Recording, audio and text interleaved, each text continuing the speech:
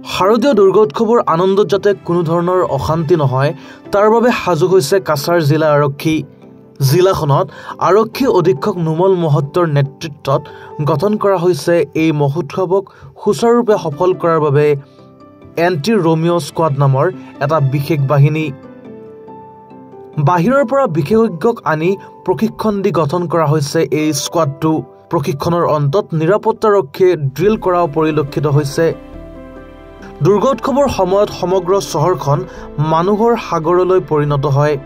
ফলত শিশুসহ মহিলাসকলে বিভিন্ন অসুবিধাৰ সন্মুখীন হ'বলগীয়া হয়। জনসমাগমৰ ভিৰত বিশেষকৈ চহৰৰ বিভিন্ন প্ৰান্তত বাইকেৰে ঘূৰি ফুৰা একাংশ যুৱকে মহিলা আৰু যুৱতীসকলৰ সৈতে কোনো ধৰণৰ অপ্ৰীতিকৰ আচৰণত লিপ্ত নহয় তাৰ বাবে গঠন কৰা হৈছে এণ্টি ৰোমিঅ' স্কোৱাড নামৰ এটা বিশেষ বাহিনী। ইয়াৰ মাজতে জিলাখনৰ আইন শৃংখলা বজাই ৰখাৰ দায়িত্ব BSFৰ জোৱানসকলৰ কান্ধত দিয়া হৈছে। বাহিৰৰ পৰা বিশেষজ্ঞক আনি মহিলা আৰক্ষীক প্ৰশিক্ষণ প্ৰদান কৰি এই বিশেষ বাহিনী গঠন কৰা হৈছে। পূজাৰ সময়ত জিলাখনৰ বিভিন্ন অঞ্চলত এণ্টি ৰোমিঅ' স্কোৱাডে বিশেষ সতৰ্কতা অৱলম্বন কৰিব। এতিয়া আগন্তুক আমাৰ যি শাৰদীয় দুৰ্গোৎসৱ আছে, এই দুৰ্গোৎসৱ উপলক্ষে আপোনালোকে জানে যে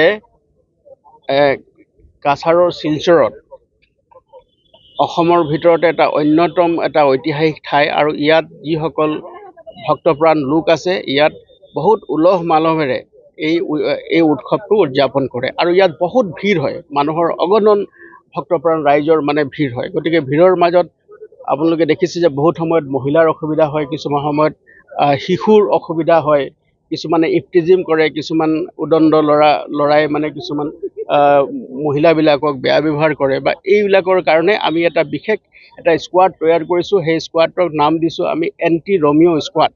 আৰু সেই গোটেই সমগ্ৰ পূজা আৰু ভাসানৰ সময়ছোৱাত এই যিটো ফ'ৰ্চ আছে এই ফ'ৰ্চটো আমাৰ টাউনত থাকিব আৰু তেওঁলোকৰ লগত BSF ছেট থাকিব। তেওঁলোকে এনেকুৱা কিবা এটা খবৰ পোৱাৰ লগে লগে তেওঁলোকে সেই স্থানত উপস্থিত হ'ব আৰু মানুহক বা মহিলা বা যি ডিষ্ট্ৰেছ লোক আছে তেওঁক ন্যায় প্ৰদান কৰিবৰ কাৰণে আমি চেষ্টা কৰিম। আৰু এই যিটো এণ্টি ৰোমিঅ' স্কোৱাড আছে এইটো যোৱা বছৰো আমি ইয়াত এই ব্যৱহাৰ কৰিছিলোঁ আৰু ৰাইজে বহুত ভাল পাইছিলে আৰু বিপুল সঁহাৰি জনাইছিলে আৰু তেওঁলোকে নিজৰ যিটো মিছন আছে তাত ছাকচেছফুল হৈছিলে।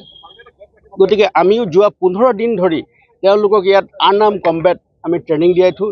ইয়াত আমি তেওঁলোকক উস্তাদ আনি পেলাই ইয়াত আমি ট্ৰেইনিং দিয়াইছোঁ। ইয়াত বিশেষকৈ মহিলাসকল আছে, তেওঁলোক নিজে বাইক চলাই গোটেই মহানগৰখন পৰিক্ৰমা কৰিব আৰু তেওঁলোকে এনেকুৱা যিকোনো অসুবিধা থাকিলে মানুহৰ যিবিলাক অসুবিধা যিবিলাক মহিলাসকলে ফেচ কৰে বা আমাৰ শিশুসকলে ফেচ কৰে তেওঁলোকক